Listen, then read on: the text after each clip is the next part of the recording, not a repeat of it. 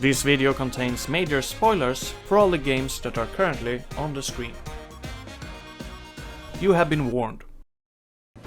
The Final Fantasy VII Remake is for a lot of people the most anticipated remake of a game ever. So it had a lot to live up to. And after playing it, I couldn't stop comparing the Final Fantasy VII games to the Yakuza franchise. Because these games share a lot of similarities. They're incredibly Japanese, they try to balance some enormous tonal shifts, they have way too many minigames, and of course both of these two games are remakes. But their approaches on how to remake a game's story differs a lot. And I'm going to explore what it is that they do so differently, and then reach a conclusion on what game has the optimal way of remaking a story. These are the subjects that I will cover, and I will not state a single objective thing. I will just state my own opinions, which you are very welcome to disagree with. So I guess I'll just jump right in and explain the story of Final Fantasy VII. How hard can that be?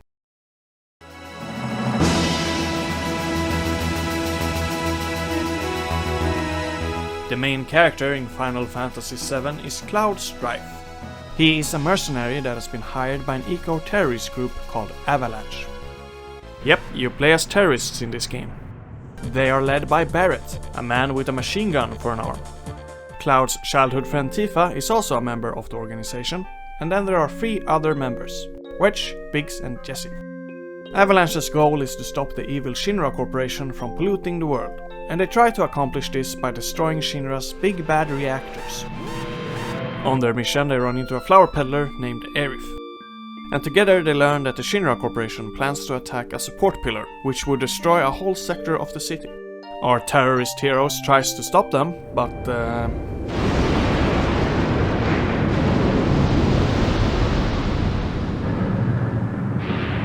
so a lot of people die, including these 3. And Aerith gets kidnapped by the Shinra Corporation.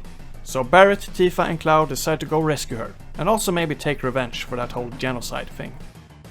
They meet a cute dog, rescue Aerith, get captured, find out that someone else killed the Shinra CEO before they could, and then they escape and venture on to explore a whole new world. And that is an extreme oversimplification of the first 4 hours of Final Fantasy VII. And that's the small part that this game decided to remake. So they took these 4 hours and stretched them out to form a game that took me 35 hours to complete. And while a lot of it may feel like padding, there are some great additions. For instance, they're now able to spend a lot more time fleshing out all of the characters.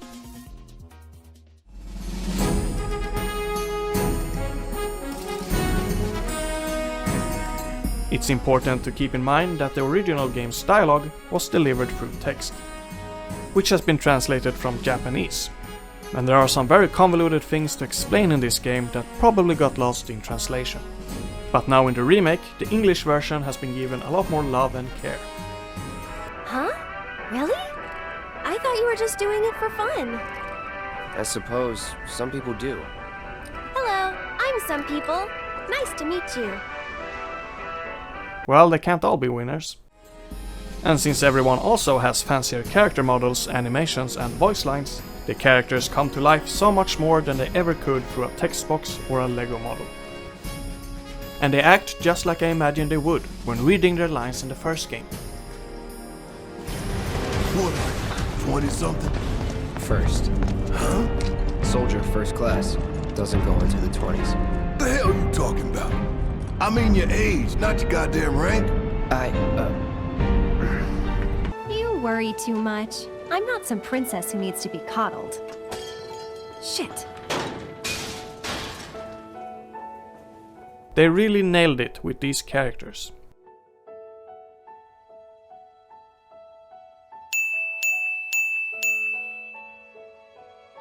Cloud? On a side note, there is also a DLC out that's currently exclusive for the PlayStation 5. And sadly, it's way too hard to get a hold of that console for just some Final Fantasy and Spider-Man DLC.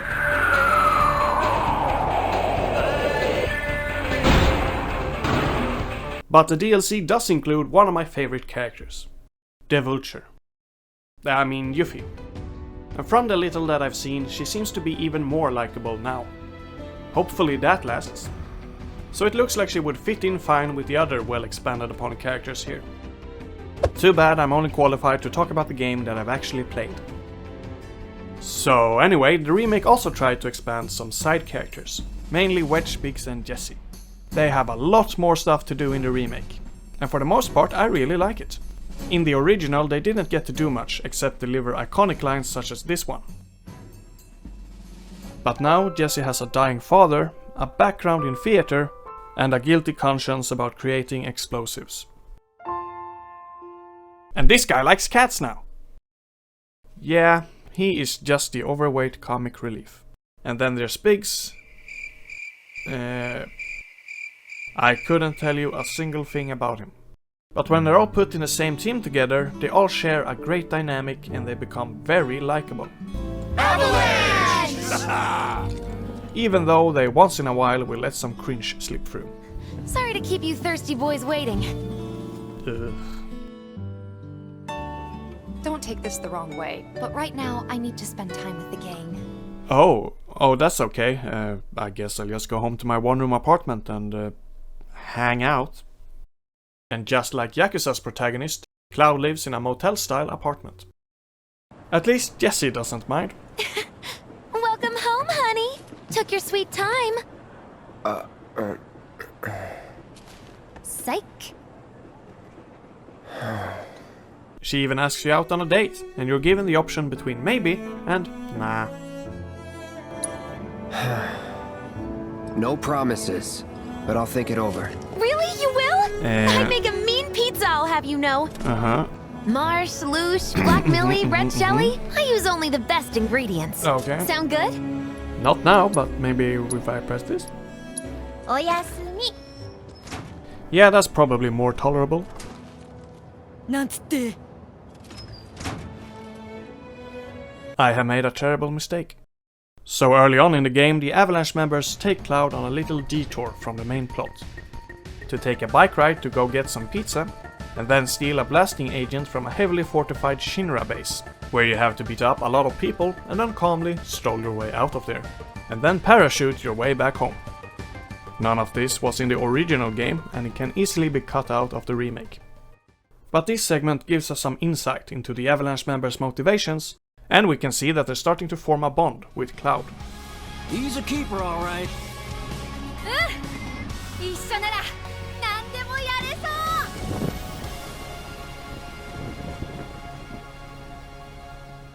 So you would think that they expanded on these characters so much so that their inevitable deaths would feel a lot more impactful than they did in the original. But instead, both Wedge and Biggs don't even die. They just have fake-out deaths, which is a very infuriating trope. The only one who actually dies now is Jessie, who was the most developed character of them all. So surely her death must feel impactful.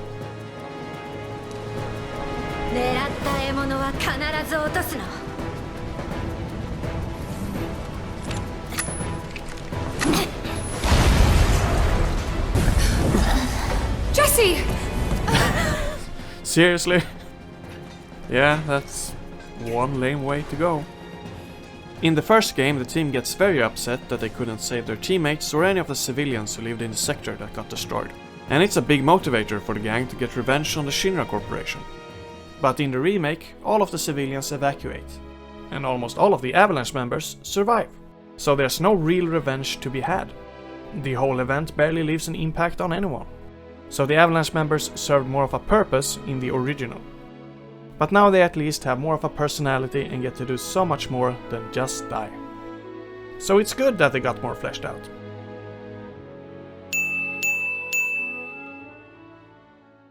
It's just too bad that it came at the cost of undermining an extremely important story beat.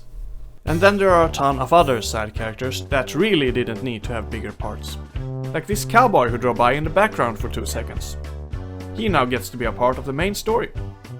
This random guy now has a crush on Tifa and his very own side quests. And this bouncer that had like 3 lines of dialogue now gets a redesign and a part in the main plot and his very own tragic backstory. And the list goes on.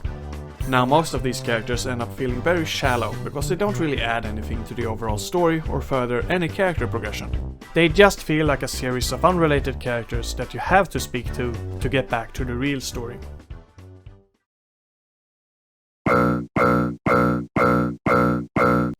And speaking of things that gets in the way of the story,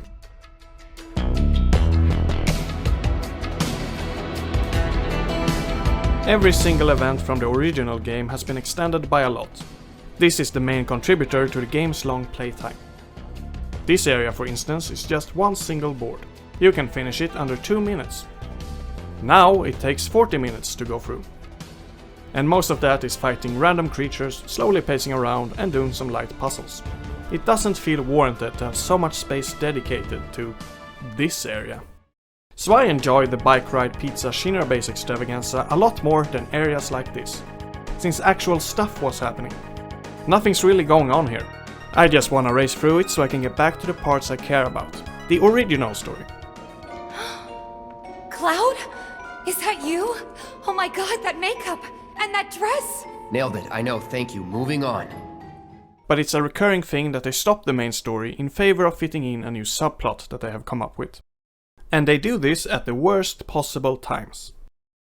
For example, in the original game, when you learn that Shinra is about to blow up a support pillar that will kill a lot of people, you of course race over there to stop them.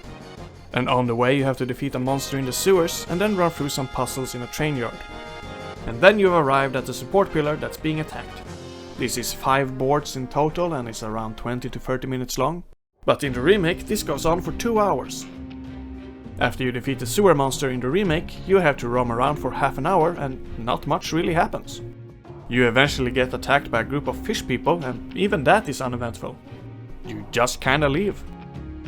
And then since the original had ghost enemies in the train yard, they made a new subplot about them. Now they trigger flashbacks or something?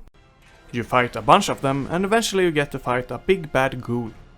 And at this point even Cloud is starting to share my sentiment. I don't have time for your shit.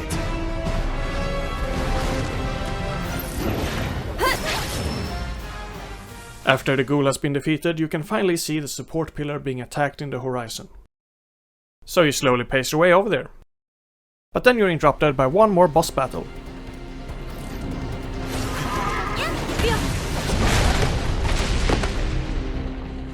Which is followed by yet another battle. Every one of these interruptions just adds to the frustration of not getting to where I wanna go, where the actual story progresses. This ruins the pacing a lot, and what needed to be a frantic run to the pillar became this extremely drawn out jog. And then when you finally get to the pillar, they made that unsatisfying too.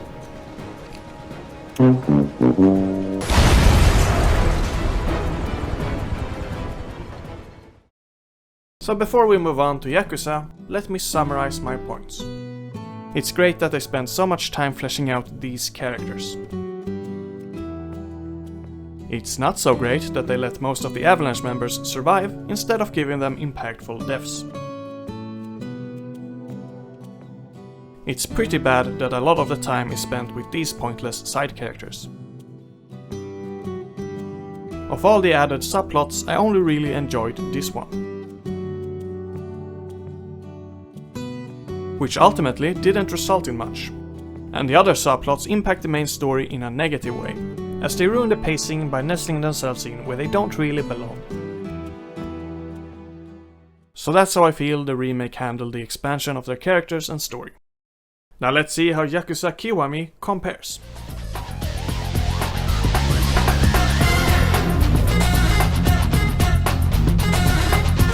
The first ever Yakuza game starts out with Kiryu Kazuma, on one of his regular nights collecting money for the Japanese mafia, the Yakuza, specifically the Tojo clan.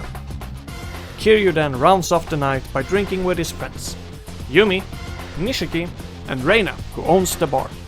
Kiryu gets all tuckered out and falls asleep.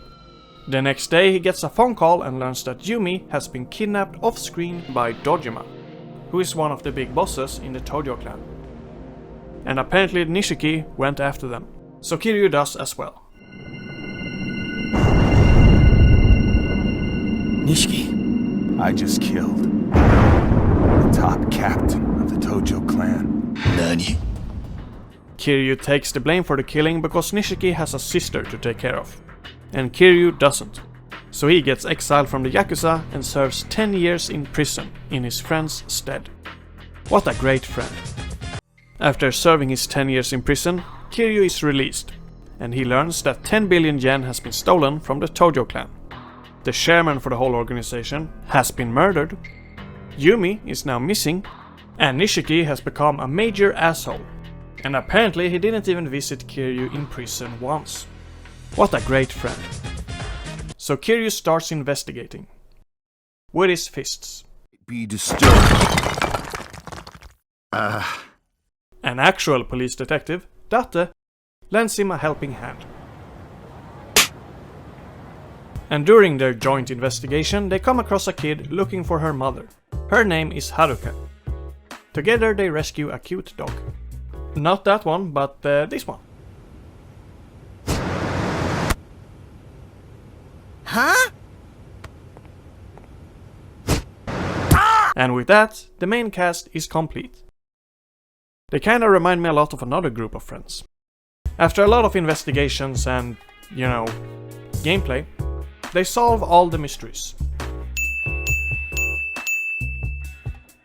It can get a bit hard to follow, but long story short, Nishiki wants to be the new chairman of the Tojo clan, and he needs that 10 billion yen to do it. 10 billion yen that Yumi has stolen and hidden away. This leads to a big fight between Nishiki and Kiryu at the end of the game. And it kinda ends poorly for everyone.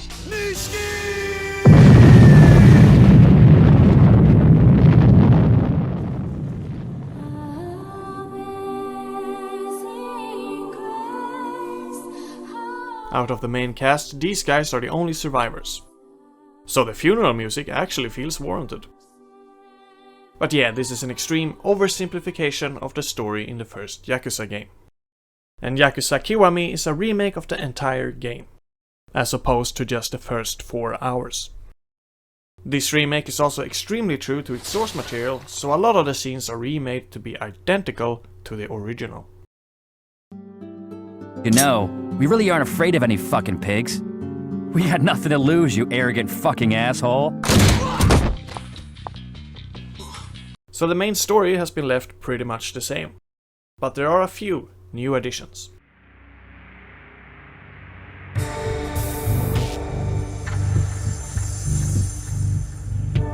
First of all, there are 11 years between these two games, and between the Final Fantasy VII games there are 23 years. So of course Yakuza's graphical overhaul isn't as huge, but it's still a considerable upgrade. Between the first Yakuza and Kiwami there were sequels, a prequel, and spin-offs. And out of all of these, only the first game has an English vocalization, with a very star-studded cast as well. I should kill you. Stupid! Fucking motherfucker!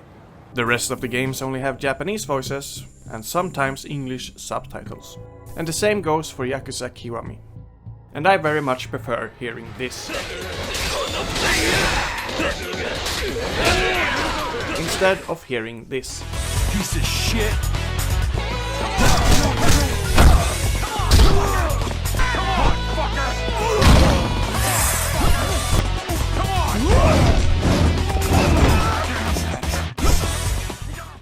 1 year before the remake, we got a prequel, Yakuza 0. And it takes place in 1988. 7 years before Nishiki killed Dojima. And this game does a fantastic job at fleshing out some major characters. Like Masaru Sera. We don't get to know him at all before he dies in the first Yakuza. But in 0 we get to see how he becomes the chairman of the Tojo clan. And we learn that he's a trustworthy guy with relatively good intentions. He's a nice enough guy if you can look past that he sends people to beat you up, just so that you can prove yourself to him. But hey, everybody does that in this universe. In 0, Nishiki also had more bonding scenes with Kiryu. We get to see how they joined the Tojo clan together, and that being a part of the Yakuza is clearly starting to take a toll on him. And all of that is way more than what we got in the first Yakuza game. where Nishiki and Kiryu only shared one scene as friends together before everything went south. Another popular character in this franchise is Goro Majima.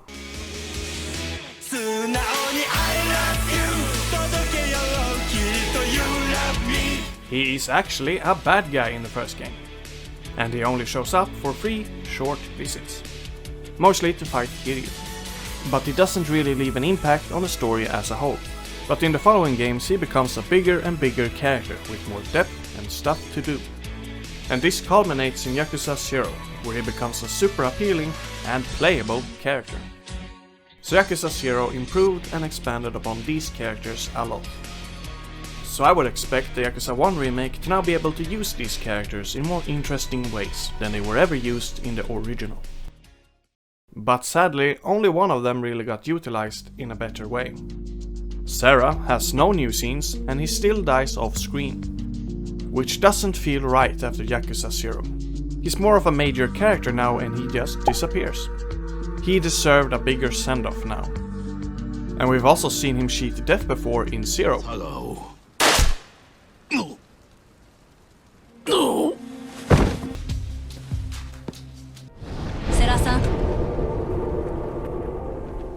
Sit up. So when he dies again in Kiwami, but off screen, you don't really get a sense that he's actually dead. And then on the other side of the spectrum we have Majima. He's in the game a lot now.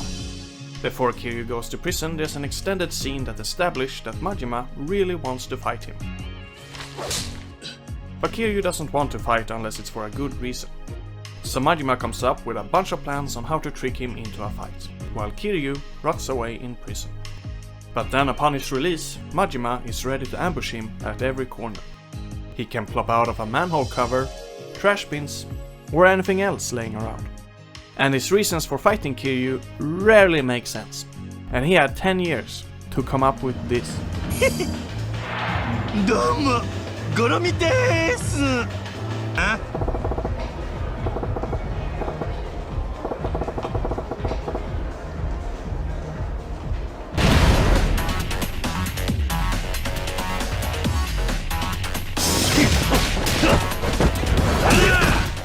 These combat scenarios are very fun for the first time, but you encounter Majima so many times that they become very repetitive. And also if there's a minigame that you like, he will eventually challenge you in it. And all of that put together made me a bit tired of him. He also shows up a bit more in the main story than he did in the first game, but his appearances never end up impacting the plot in any way. And in one new segment, Majima helps Kiryu fight some angry Tojo clan members. And it does not go well.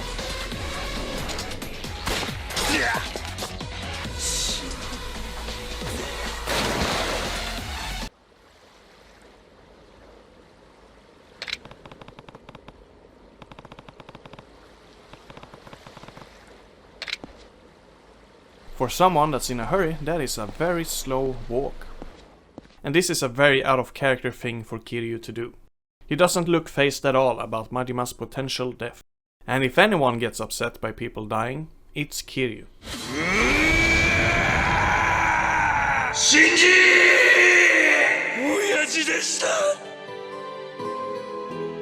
Yeah, this really makes it look like he doesn't care about Majima at all. So the addition of this small scene actually ruins more than it adds. Obviously, Majima survived, and Kiryu is super stoked about it. So Majima is in the game a lot, but his involvement in the main story is just as minor as it was in the first Yakuza. I would have liked to see him take a bigger part in the story instead of having him interrupt all your activities. Getting tired of seeing him is a very bad thing to accomplish with such an enjoyable character.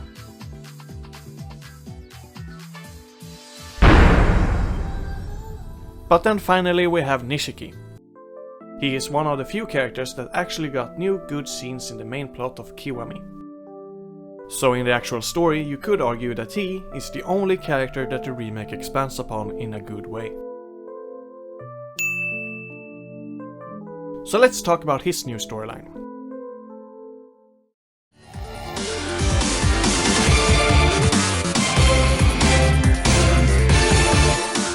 When you finish some of the chapters in Kiwami, you get rewarded with a nugget from the past. A flashback scene that shows what Nishiki was up to during Kiryu's incarceration. During these scenes we get to see just how he became such an asshole. Yumi disappears and Nishiki feels that she was his responsibility and that he screwed up. But he then gets his very own branch within the Tojo clan that was actually meant for Kiryu. He then also gets assigned some very insubordinate subordinates who make Nishiki feel useless. まだ話は終わってねえぞ。黙ってみてな。しのぎのお手本ってやつ見せてやるからよ。His sister is dying, but the doctor says that she can be saved if Nishiki pays 30 million yen. So he goes and begs his subordinates for money, which makes him feel even more useless. And throughout all of this, people just can't stop talking about how great things would have been if just Kiryu was around. 桐生ならこんなことには。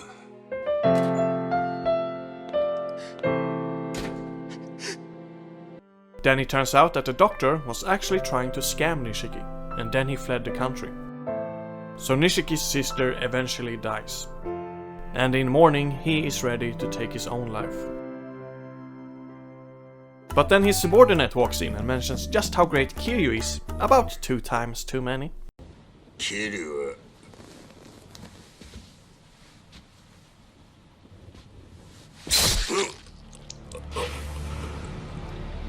メイドの土産に教えてやる。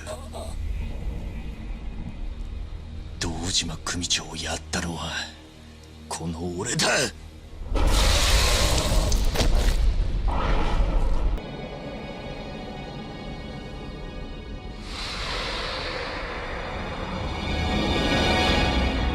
And so the transformation is complete. I guess in Japan this is the most evil hairstyle. These scenes were not in the original, and are in my opinion the best addition to this game. Nishiki's descent is definitely what needed to be explored the most. The original didn't show this transformation at all. Nishiki is cool before prison and then a douche afterwards. So this was all well needed. But other than that, there really aren't that many more new scenes. There is one new small segment in the first chapter where Kiryu has to go and buy a birthday present for Yumi. It starts out with Reina telling Kiryu that Yumi wants a special ring for her birthday, so you go out to a store and buy one. On your way back, you run into a guy that steals it and then runs away. So you have to chase him down. But then he runs away again. So you continue chasing him until you find him hiding behind a sign. You beat him up, and then you learn that he doesn't have the ring anymore. He sold it to a pawn shop.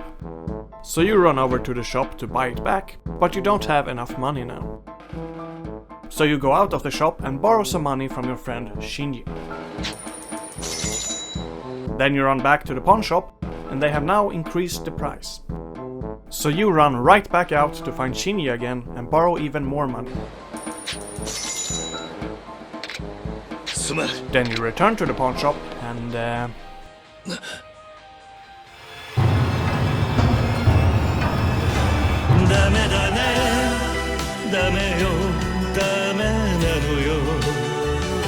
Okay, so it turns out the shop owner now realized Kiryu is the rightful owner. So he saved it for him. So the whole thing has a happy ending. Except for Shinji, who dies and never gets his money back. So this is so blatantly tedious that I first interpreted this whole segment as a parody of the tedious tasks that you can get in role-playing games. However, stuff like this keeps happening at other parts of the game. So I don't think that's actually what they were trying to do. It feels more like they're trying to get away with tedium by using comedy. Which can be fun, but tedium is still tedious. After getting the gift though, the gang has a little birthday party for Yumi. And that is a good addition, because it shows the group dynamic between these characters a bit more than the first one did. It also makes it a bit more clear that both Yumi and Kiryu share feelings for each other. But does that make up for the tedium? No. Before we continue, here is a quick summary of my points with Yakuza Kiwami so far. It's disappointing how few new scenes there are in the main story. Sarah's death would have felt a lot more impactful with an actual death scene instead of it happening off screen. Majima lacks a lot of the depth that he's gotten through the other Yakuza titles. His new scenes feel out of place and like they weren't written by the same people who wrote the rest of the story. He needed scenes that mattered more, and he needed way less repeating encounters. It's great that we finally get to see exactly how Nishiki turned into the asshole we all know and love. Yumi's birthday party is also a great addition. Although the way to get there is pretty bad, and it feels way too much like a tedious side quest. And there's a lot bugging me with the side quests in general. But we'll get to that later. First, I think it's time we talk about the difference in how these games build up and treat their villains. Because if there's one thing Final Fantasy VII has, it's an iconic villain.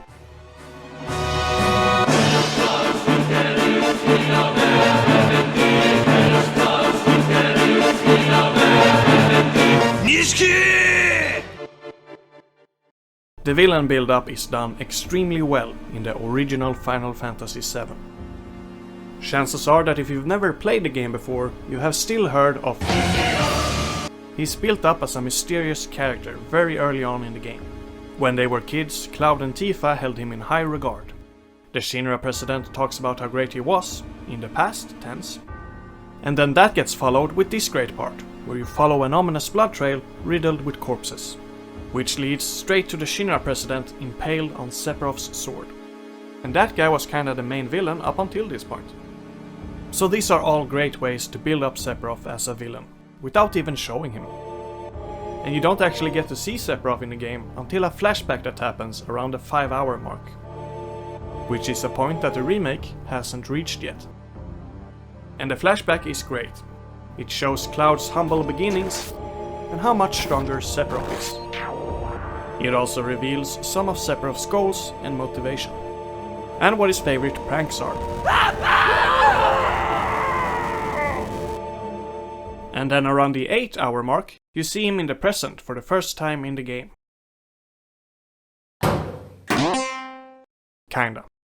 But in the remake, this is what happens only 1 hour into the game. Hello! They haven't even reached his first scene from the original yet. But somehow he almost shows up just as much in the remake as he did in the entire full first game. In the remake he now also has a huge climactic boss fight. So it kinda feels like you've already had a final showdown before even getting a proper introduction to who Sephiroth even is. They also completely took out the ominous walk to the dead president. Instead they now show us how that sword got there. Which we really didn't need to see.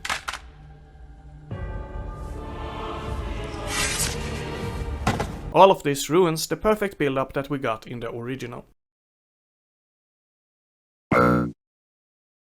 Then there is this whole other issue where it's not clear if you ever actually met Sephiroth in the remake. There are problems like that in the original too though, because you face fake Sephiroths while the real one is just literally chilling. And then sometimes they turn into Sephiroth's supposed alien mom. Okay, I feel like I might have to explain some of these things.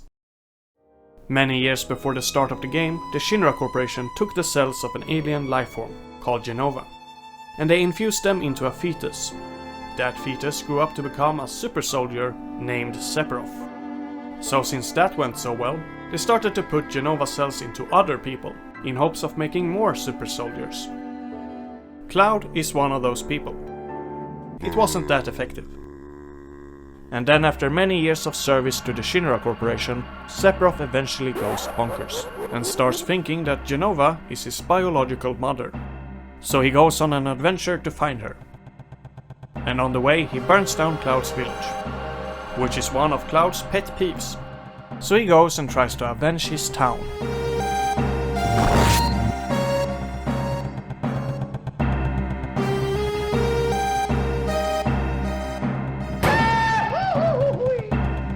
So Cloud technically beat him 5 years before the game even begins. So I definitely have to take away some cool points for that. Sephiroth then hibernates for a couple of years and gains the ability to control people that have Genova's cells in them. He then calls all of the Genova people to reunite where he lies frozen. And on their way over there they drop body parts of Genova all over the place. And those parts turn into giant Genova monsters that the gang has to defeat. Then after all of that, Sephiroth can finish his master plan. Become super strong and kill everyone. So this is all revealed at different parts of the game, far in between from each other. And it took a lot of effort to wrap my mind around what Sephiroth or Genova was doing, or how their powers even work. It's even unclear if Genova has a mind of her own, or if Sephiroth is controlling her. This could have been explained a lot better. In the original, he at least got built up and established before they introduced the possibility of multiple Sephiroths and Genova powers. Whereas in the remake, it's already a struggle to know who or what you're talking to the first time you see him. Because he's introduced as a random vision without any build-up. Good, Cloud. Very good. Hold on to that hatred. Okay.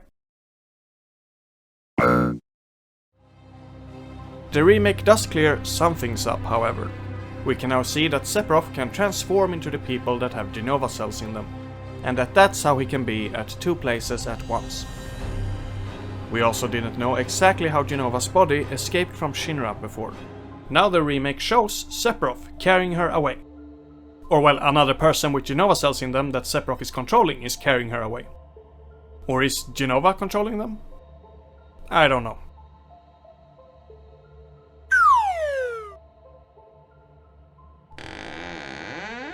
And while that might have cleared some things up, they are kinda doubling down by giving Sephiroth more unexplained powers.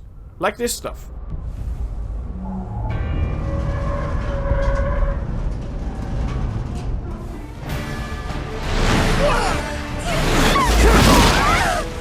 So for now I'd say that Sephiroth still remains pretty confusing.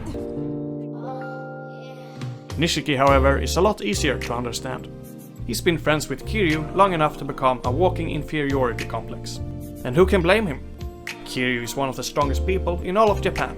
He never loses a fight, and he's got the greatest set of pipes.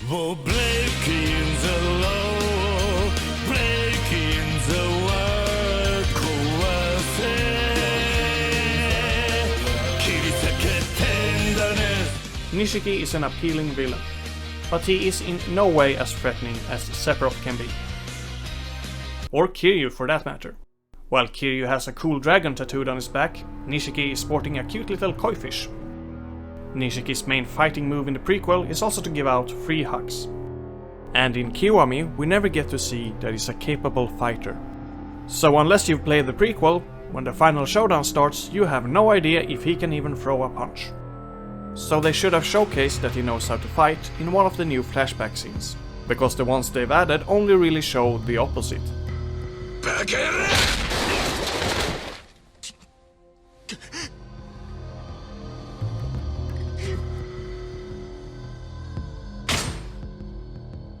And there we actually have a problem with this entire franchise. The villain in a game with this much fighting in it isn't that threatening if we never see them fight. Especially not when the main character is the strongest person ever.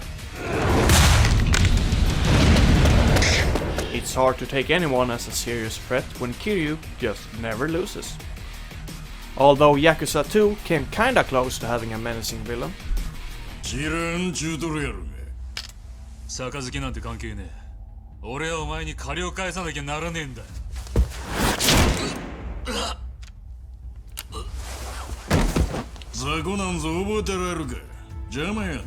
That is such a fun and effective way to show off his strength. Too bad that you beat him up straight afterwards, and the game still tries to validate him as a threat by giving him the weakest excuse for losing I've ever heard.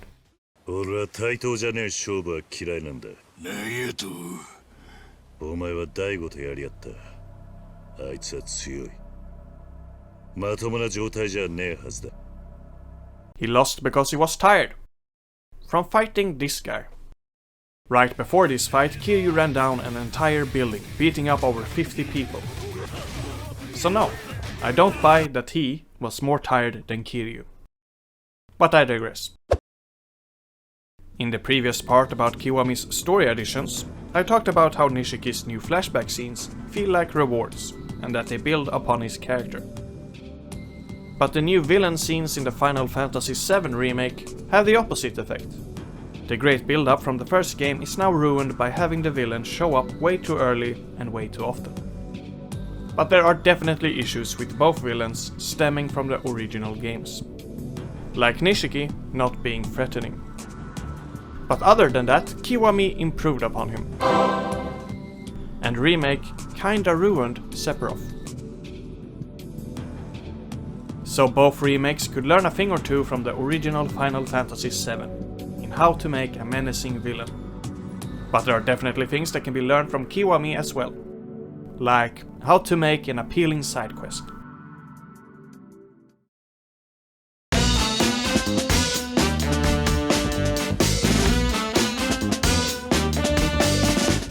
The first Final Fantasy VII has optional stuff that you can do, but nothing that they present to the player as a side quest per se. They're more events that you can find out in the world. The remake, however, has 4 points in the game where they pause the main story and flat out tell you that now is the time to do side quests. And the timing for this can feel a bit off, because the gang just starts doing chores just as Aerith has been kidnapped and you need to go save her. But I guess you just can't decline that pull-up challenge. This is a thing that gets way worse in the Yakuza franchise, as people get kidnapped there all the time. And you can go help someone find their handbag, sing some karaoke, go bowling, and race a bunch of toy cars before continuing the main story and actually saving them. Because in the Yakuza games, after every main story segment, you are free to roam around the city. Then you can run into people that ask you for help, or you could just trigger random events that will lead to a sub-story. Which is what Yakuza calls their side quests. For the 7 remake, only doing side quests at select chapters would have been a smart way to not undermine the main story. But since that one side quest section is placed right after the kidnapping, Final Fantasy VII Remake falls into the same trap as Yakuza. So I'd rather have that sweet Yakuza freedom to do the quests whenever I want.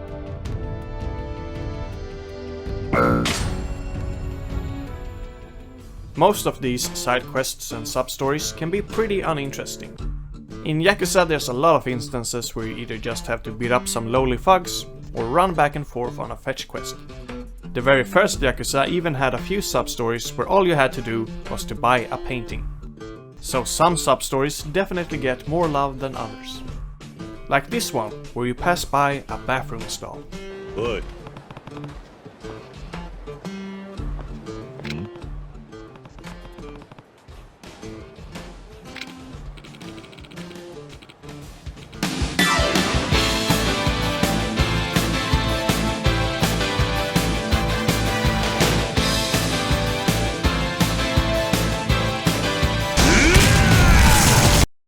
I might have exaggerated a bit. This is actually just a sub-story where all you have to do is get some tissue papers for a guy on the toilet. Once you've done that, it turns out that they can just not stop pooping. So you have to go and get more papers for them. And then they get a nosebleed from all the pooping. So you have to go and buy tissue papers for a third time. See? The opening chapter fetch quest was just the tip of the iceberg. But the moral of the sub-story is to always be prepared, which is a good lesson. Although in this game you kinda want your inventory to look like this, instead of this. But one sub-story that's genuinely good is the one where you meet Dojima's widow. She is someone that used to have high hopes for Kiryu until he went to prison for the murder of her husband. Now she's out to avenge him. つけさせてもらうよ。キリぶち殺されわ。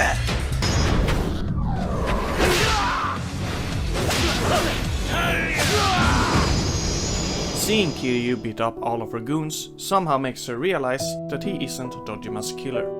He then promises to explain what happened later, and then skedaddles. This was in the first Yakuza as well, and I like it a lot. It shows yet another outcome from the night Nishiki killed Dojima, and it introduces a believable character that will play a bigger part later. This guy. It does actually feel like a scene that could have been put in the main story. Which I can't really say about any of the side quests in the Final Fantasy VII Remake. They range from defeating enemies in areas you've already been to finding lost cats around the town. This sucks. Their side quests feel like bland, busy work. Yakuza has a lot of that too, but they flavor their less interesting sub-stories with a lot of humor. And the Final Fantasy VII Remake doesn't really have any joke that lands in those segments. Oh god, no. I did this to her, didn't I? She came looking for me to beg me not to leave her. Snap out of it, Johnny. Your Tifa needs you. Tifa, I'm coming, baby!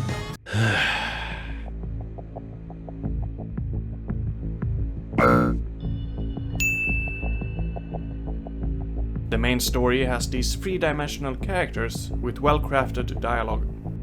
And the sub-stories have this guy. The sub-story characters all have a tendency to use forced dialogue, where everyone is prone to violence, but then they turn over a new leaf the second they feel a palm to their face.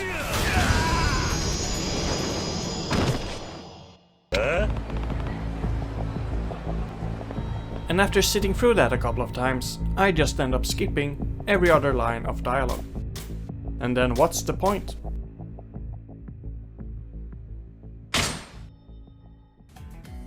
So in Yakuza, the sub-stories and minigames can be pretty comical and surreal, while the main story keeps itself very serious. But the biggest difference is actually in the writing styles. But tonally, there really isn't a disconnect at all, which might sound odd for a franchise that has this sub-story.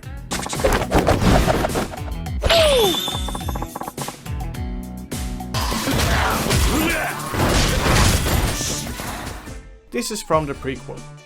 Kiwami doesn't go that hard on the comedy, but even if it did, the different tones in the other games end up complementing each other very well, and makes the city come alive with colorful characters. And it makes a lot of sense that the world of crime would be serious and gritty, while Kiryu on his own just wants to have fun and probably take his mind off all the sad stuff. He should just pick better times to do so. The main story of Final Fantasy VII Remake is mostly serious too, but at one point they decide to go a bit crazy. To infiltrate a crime lord's headquarters, they have to dress up Cloud in a dress.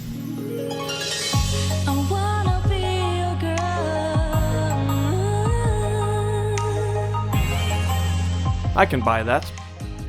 But to get to that point, Cloud had to do a fully choreographed dance sequence without any prior dance training. And it's the only surreal comedic moment in the game.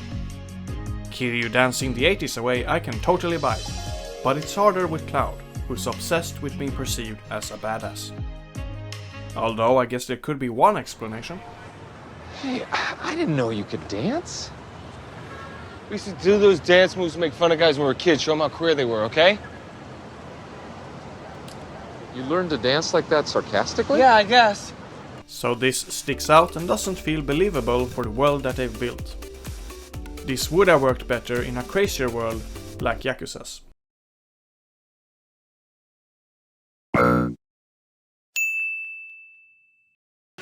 Remake also has one side quest section that's especially weird. You can talk to this person and get a side quest to do some chores for people around town. You know, I think the problem could be faulty wiring. Hold on. You know a thing or two about electrical wiring? Great! That's the serious business!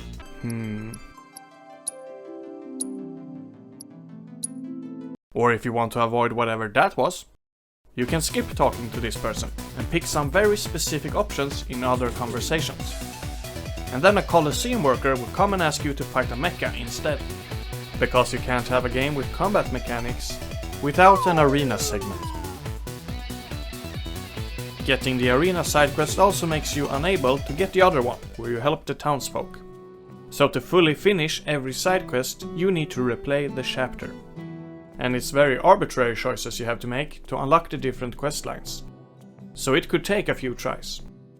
It feels good to help people out, doesn't it? Yeah. But yeah, in the 7 remake, depending on which quests you've completed and what dialogue choices you picked, the characters will end up with different dresses in one chapter, which are odd rewards. But you can also unlock new scenes, which is a good incentive to actually do the side quests. But whatever happens, you can't fall in love with me.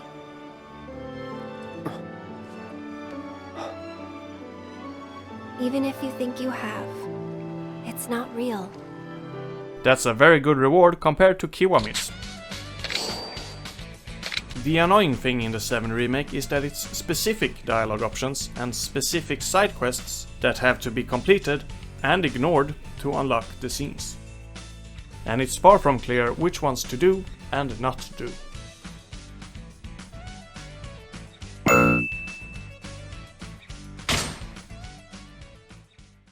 In the main plot of Yakuza, there is a side character that has an estranged son that has stolen some Yakuza money. The son wants to run away with his girlfriend, but 2 gangs are chasing them down, so Kiryu has to go beat them up and help the couple run away together. Soon thereafter, Kiryu learns that Date has a daughter that he's neglecting. She is getting scammed by a club host, which of course means there's more goons to beat up. But Date gets kidnapped by them and they try to scam him instead. So Kiryu goes to save him too. These 2 subplots are main story segments, but they are very self-contained and don't lead to anything in the main plot. They should have been sub-stories. They're not as good as the Yakuza's wife sub-story, but they are way better than most of the other ones. And what ends up happening to me is that I spend hours with sub-stories, which again can be some very mundane stuff. And while I am saving the main story for later, I start hyping it up, only to be met by this.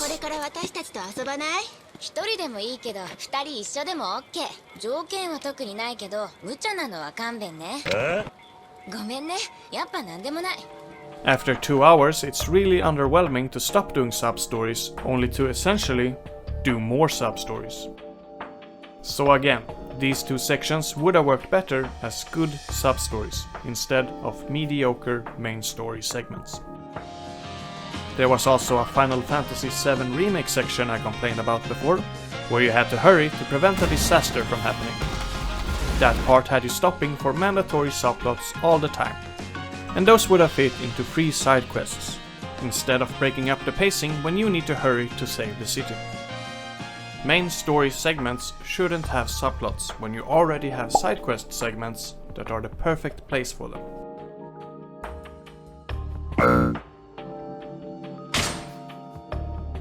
Let's boil these down a bit.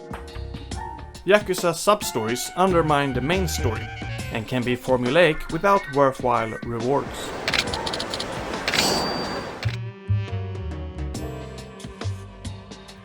But together with the minigames, they can also be a lot of fun. And they add a whole new comedic dimension to the games. Kiryu-san! あいつ男だ!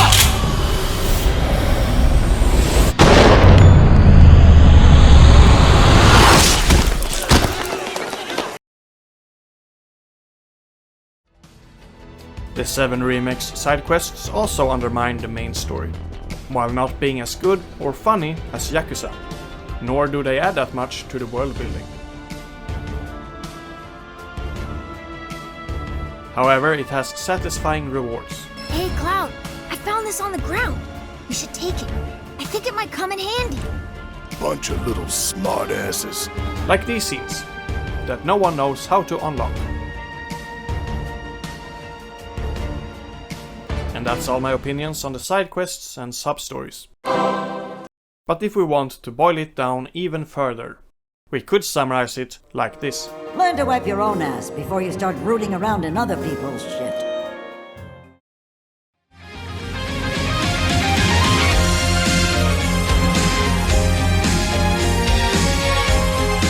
So there we have it, a list of what each game does well and not so well, according to me, Dia. Final Fantasy VII Remake had a way harder job ahead of itself to remake all the characters with new animations, dialogues and voices. Whereas Yakuza Kiwami already had a lot of that stuff like motion capture on hand to be reused for Kiwami. So that the 7 remake was able to improve and expand upon these characters is a way bigger achievement than the ones Yakuza expanded upon.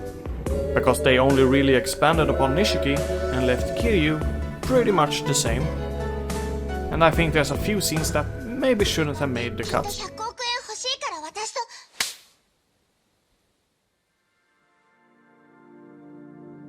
Suma.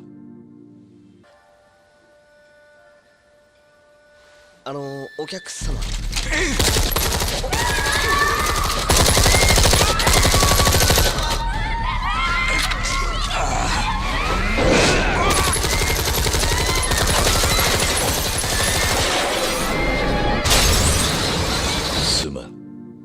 Okay, that's pretty awesome.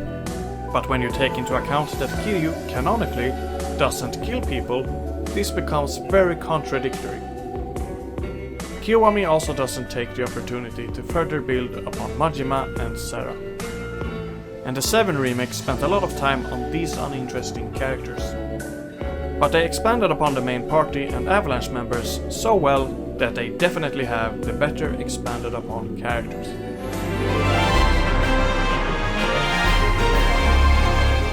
That remake also has a lot of new subplots, but only one that I found enjoyable. The other ones felt misplaced and broke up the pacing of crucial moments in the game. Not to mention that they also changed the outcome of some events, so that they're nothing like their original counterpart. Kiwami's new subplots aren't that great either, but they're at least a lot shorter. And they don't get in the way of the game's pacing nearly as much. The one good story addition that Kiwami brings is Yumi's birthday party. It is a very small ordeal, and it isn't as great as the bike ride pizza Shinra base extravaganza. So the 7 remake have the superior story addition. But also the worst story additions.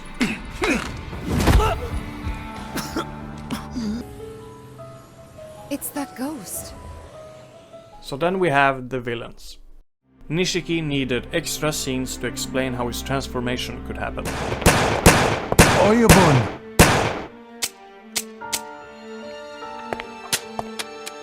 Sephiroth needed a streamlined explanation of what the hell he can and is doing.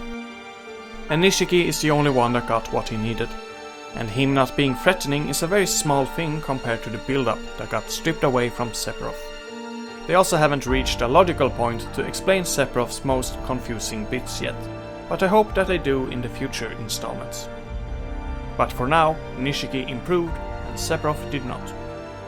So Kiwami is the only game that actually improved upon their villain. Which is technically done through a big story addition, but time for the final category. Side quests and sub-stories. Kiwami obviously wins this one too. Their sub-stories are just so much more fun, and their lows aren't as low as the Final Fantasy VII Remake's side quests.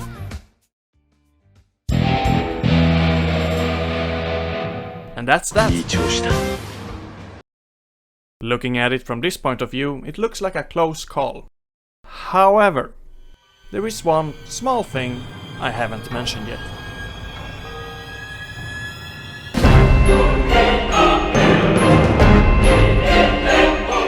There are these beings in Final Fantasy VII Remake. They are not the same as the ghosts from before, but their very own thing called whispers. They show up a lot and they act like glorified walls. They apparently make sure that stuff that happens in the original game also happens in the remake.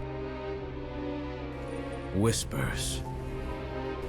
Perhaps best described as arbiters of fate. They are drawn to those who attempt to alter destiny's course and ensure they do not.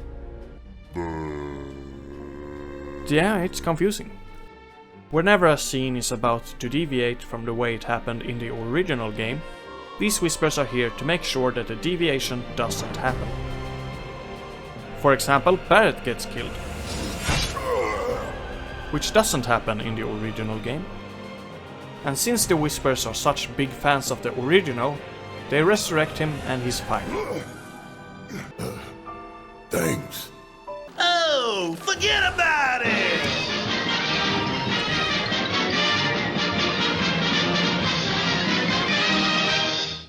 But then the president of Shinra, who gets hurt the exact same way, actually dies.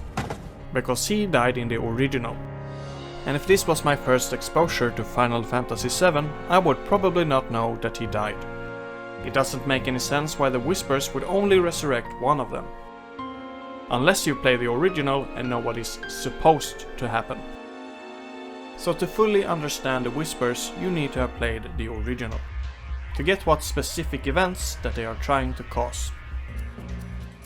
And then to further the confusion, you later have a boss fight against the Whispers boss, who is the very concept of destiny.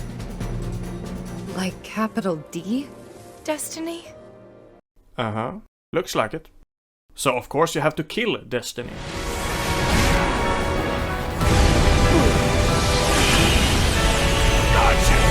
And that causes all the Whispers to disappear.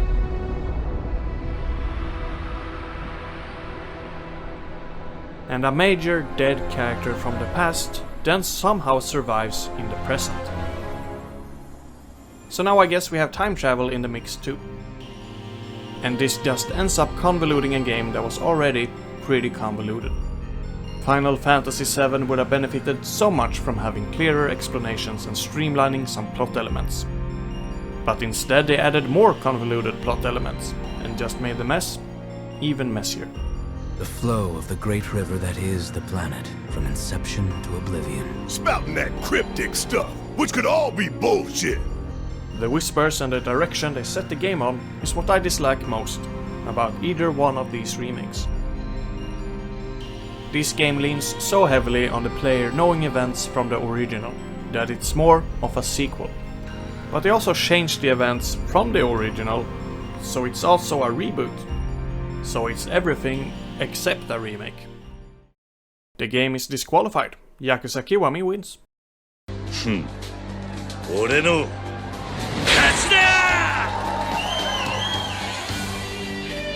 Kiwami, however, played it very safe with not altering the story at all, but just adding more tiny bits to it.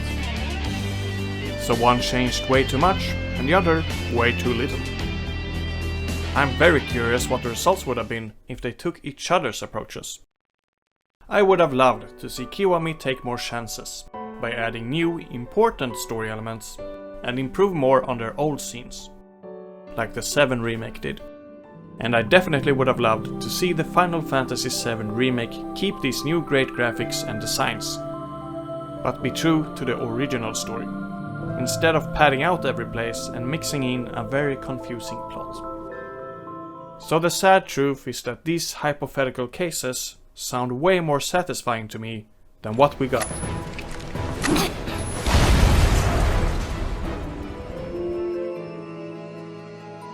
So, sorry to end on a bummer note. Yeah. You owe me a pizza.